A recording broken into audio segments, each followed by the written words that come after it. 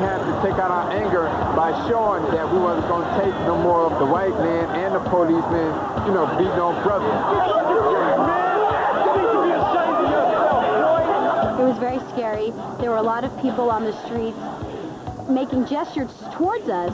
The group just started surrounding us, and somehow we all just formed a line, tried to get ourselves organized, but there were just too many of them.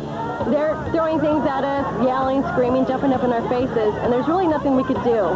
My partner and I looked at each other like, I'm wearing this uniform, but you know, it doesn't mean that I agree with what happened. The police wouldn't stop what was going on because they was afraid.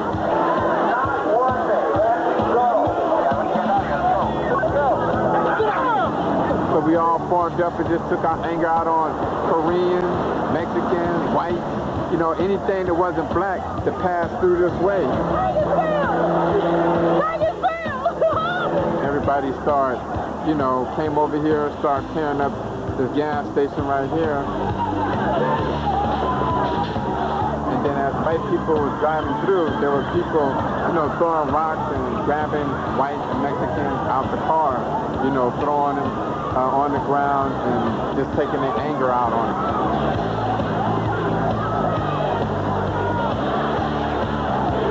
First thing that comes to your mind when you watch such a riot, you know, unfold before your eyes, I mean, you tell yourself this isn't happening, but at the same time, it's real.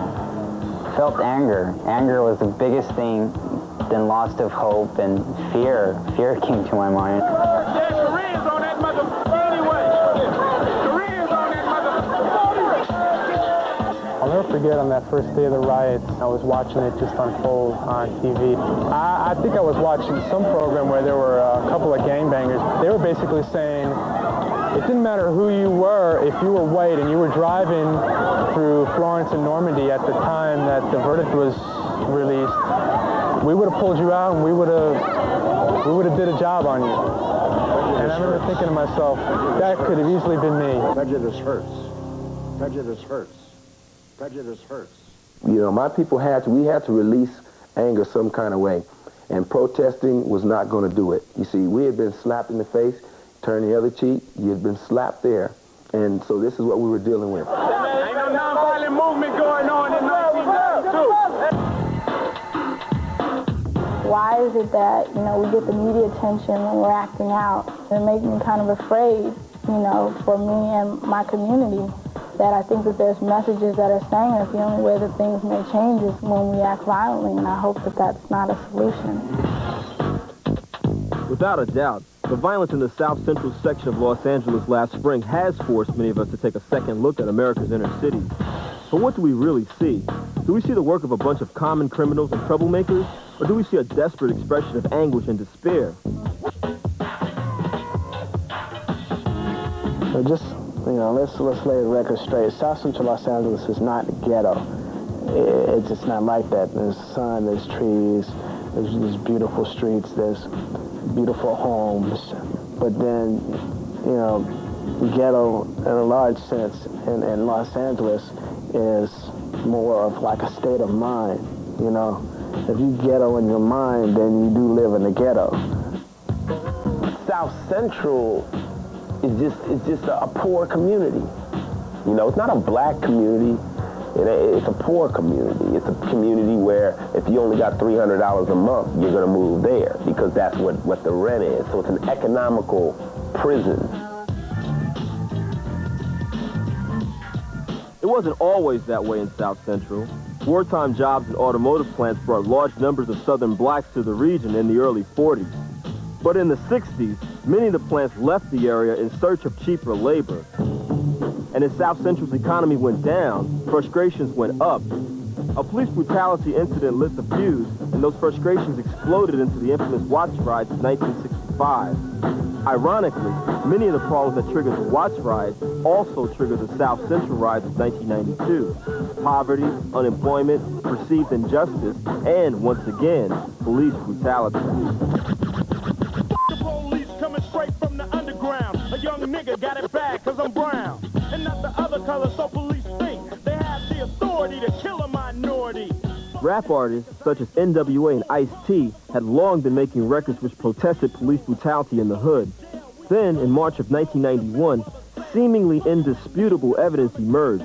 An amateur video cameraman filmed several policemen as they savagely beat motorist Rodney King. Is it true that you were totally shocked by the reaction to the tape? I mean, nothing in your mind was kind of looked vicious or weird about that?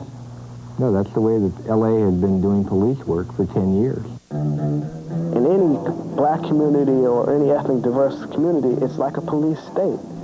You know, it doesn't matter. It's you, me, anybody. You just, you know, you're treated like cattle. You're treated like you're non-human, a non-entity. They always think negative about us. You know, we can't just be having, you know, a couple of drinks on the weekend. When the cops pass by, right away we're doing something wrong. So they don't get up, you know, hi, how you guys doing? Right away they swoop up on us and put your hands where we could see them, and they're pulling out their guns and get your hands against the car. You know, it's just harassment. Are there two systems of justice? Is there a form of justice for blacks, and is there a form of justice for whites? I mean, I don't know, you know. I'm starting to think that myself.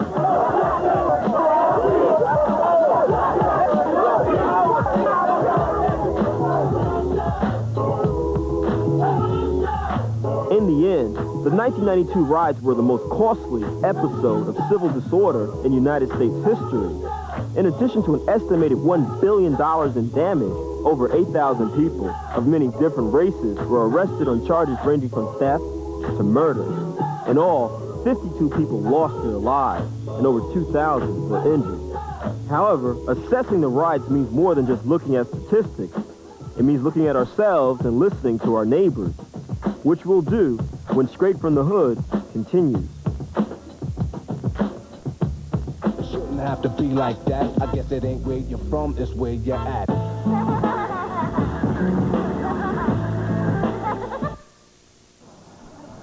If education is the key to the future, what educational opportunities are available for young people in this community? We spoke to 3 young teachers from very different backgrounds. Ellis, a scholarship athlete, Kim, a resident of the affluent Baldwin Hills section of South Central, and Darryl, a newcomer to the hood. My name is Darryl Barker. I'm 24 years old, and I'm a 4th and 5th grade elementary school teacher at 52nd Street Elementary School in South Central Los Angeles.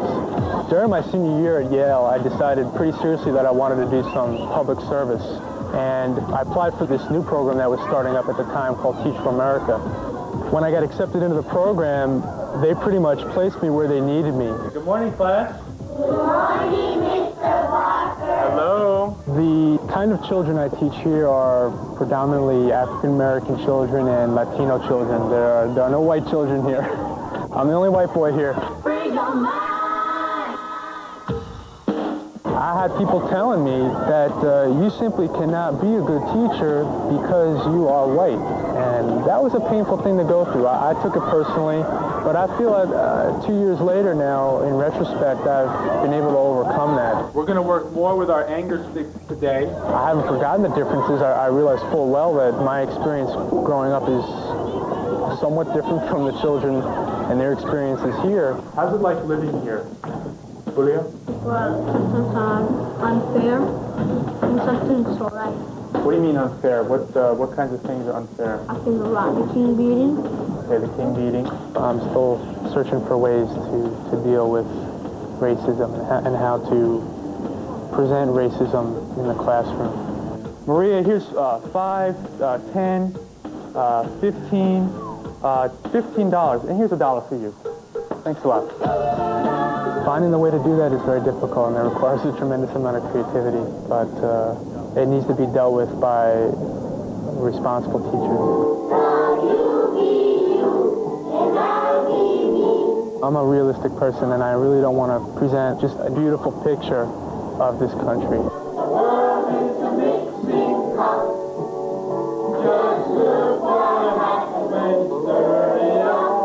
I don't want to just say, well, you know, just do this and things will be fine. And when the truth is, things won't always be fine. And I think at the age that I teach, which is about 10, 11 years old, I think it's time for the kids to start understanding, you know, what obstacles are out there and what they're going to have to face.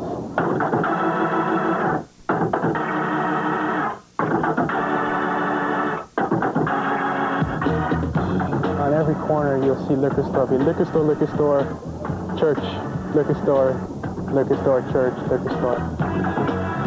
As far as its impact and its effect on the children, it can't be good.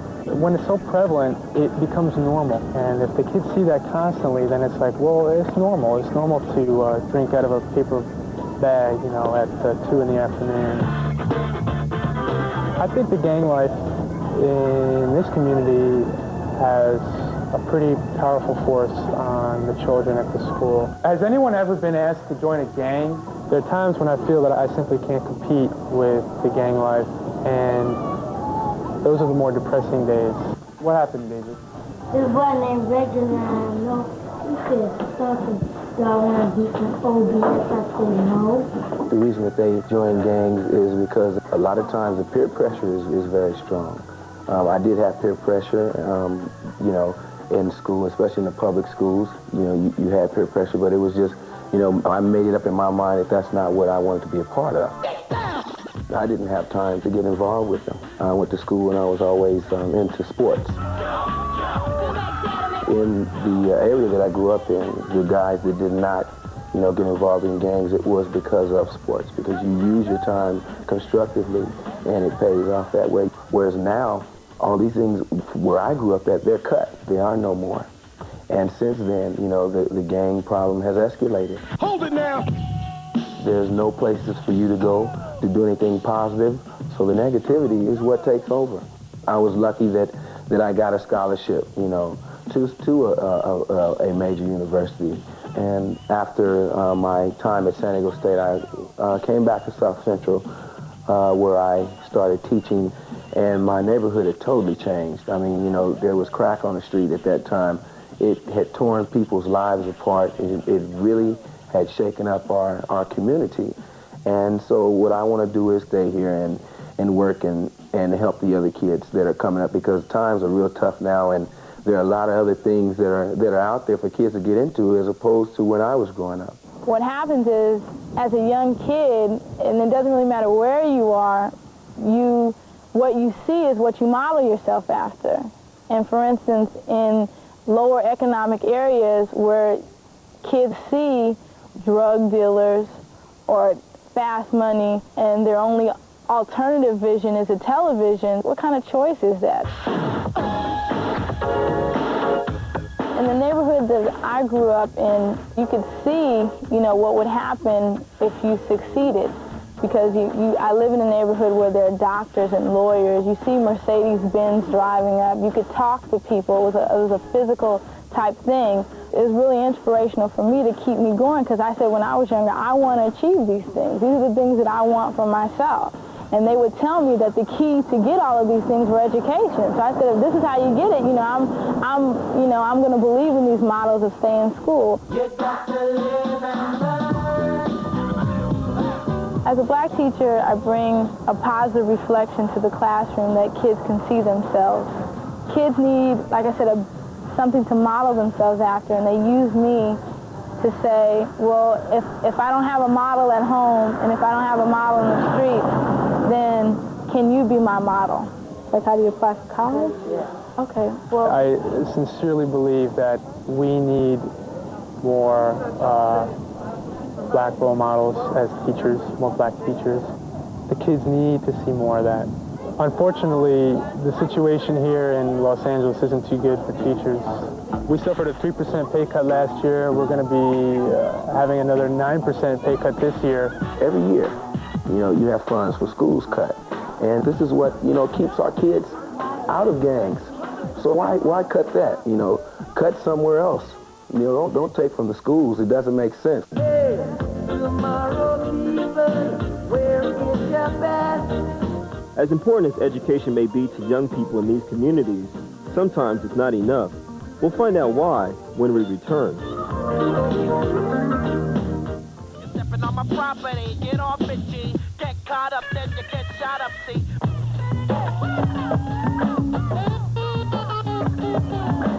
Koreatown, Los Angeles.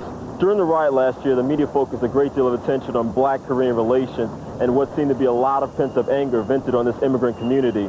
We talked to one young Korean American who has recently been forced to take a second look at his adopted country.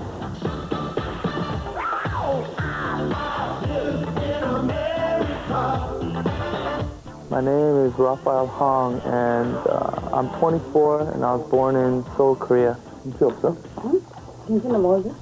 I came when I was 10. The educational cost in Korea is very expensive, and the political situation wasn't so hot either, and the economic situation wasn't that good either, so my parents thought it'd be a good idea to come to the United States and raise us here so that we can go through school and stuff here. We'll have a better chance of, making it here. Let me take you to a place I know you wanna go. It's a good life. Hey, yeah. Young baby, in the beginning, I got in fights every day. They started calling me names and stuff, and, little kids do, little things without understanding what's going on, and a lot of racial stuff was going by, and so I used to fight all the time. For a while, I was really resenting that, my parents brought me to this country where I didn't know nobody. I had to go through all this hard stuff. Here, change is 8 cents. It's your receipt. My parents, they didn't own the business all throughout their life. My dad had to work, 10 years working at a body shop as a, laborer. He was actually doing body work on the cars. My mom worked at an assembly line putting together microchips. They didn't really have that much to really save. So, but, they'd saved enough, and they'd borrowed it from my relatives, friends, but not financial institutions. And 이게 two type, yung positive and negative, 한 군데부터 있어, 이게. Stores symbolize, for my parents especially, that the dream, American dream of, being successful. And, that store provided for my college tuition, and it provided for the house, and, we don't have much, but still we're surviving. 하고 없어, 20군데. 비디오 없어, 20군데. Parents owned the business, South Central, Broadway in Manchester. That night or whatever, I was watching TV in my apartment, and basically we saw our store, it was getting looted and stuff, and it totally, I felt like, I don't know, it was shock. And then a little later, I saw the news again, like 3 or 4 hours later, and it was burning. And then right there, I don't know, it hit my parents really hard emotionally. I don't ever wanna feel like I did that day. Take me to the place I love. Take me all the way. I don't ever wanna feel like I did that day. Take me to the place I love. Take me all the way.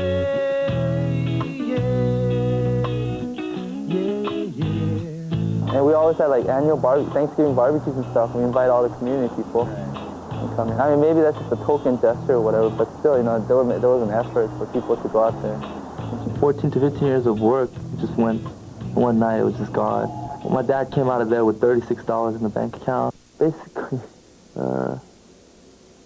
I guess he just don't see America the same way as before. And there was a sign, I think, during the demonstrations stuff after the riots.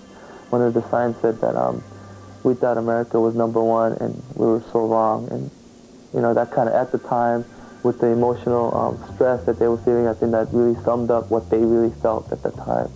They're building things back up now, those angers kind of went away a little bit, but at the same time, they still have a very skeptical view now, more cynical view about what the system is like here. Keep the faith, keep the faith. Lord, we've gotta keep the faith. So we have to go through the SBA, Small Business Administration. We have to apply to them through the disaster aid, whatever. So we applied for that, and we got a loan. So we looked around all over South Central area, because we kind of really, even if we wanted to leave, we really can't. Because we had no, we can't really afford it anywhere else. Most of the swap meets were all burnt down or closed, so we couldn't do that. We finally found one through our friend who, referred us to a swap meet in Fontana. We'll beat any price that you find.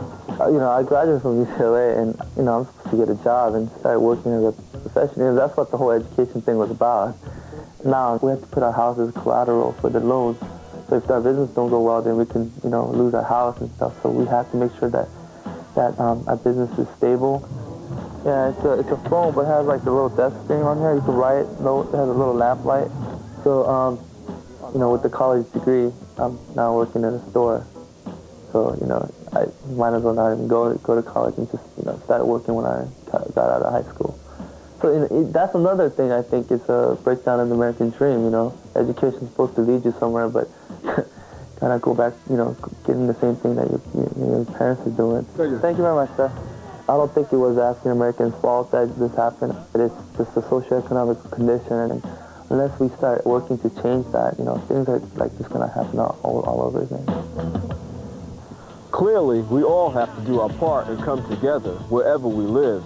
After all, in many ways, Los Angeles is a microcosm of America. In many ways, we all live in the hood. Think about it.